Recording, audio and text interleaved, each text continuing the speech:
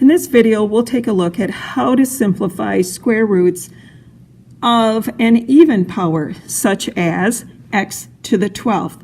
Note that x to the 12th is the same as x to the 6th power quantity squared.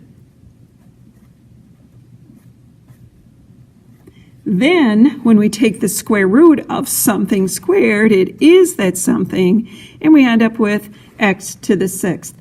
The exponent of the square root is half the exponent of the radicand. That is, half of 12 is 6, the result that we had.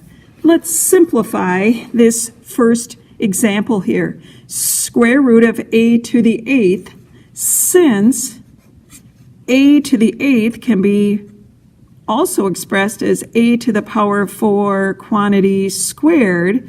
The square root of something squared is that something, or think of half of 8 is 4.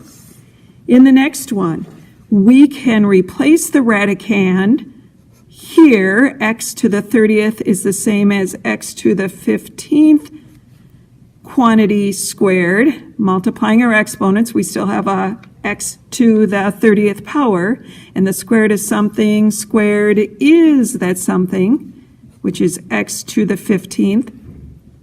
Or again, half of 30 is 15. And our last example here, square root of b to the 24th power, is equivalent to b to the 12th raised to the 2nd power. Multiplying our exponents, we have our 24, and taking the square root of something squared is that something.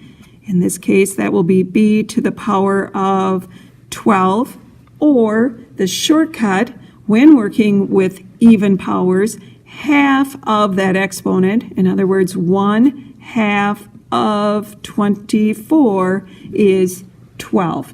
We are making an assumption that these variables all are greater than or equal to 0, so that we're taking square root of positive numbers.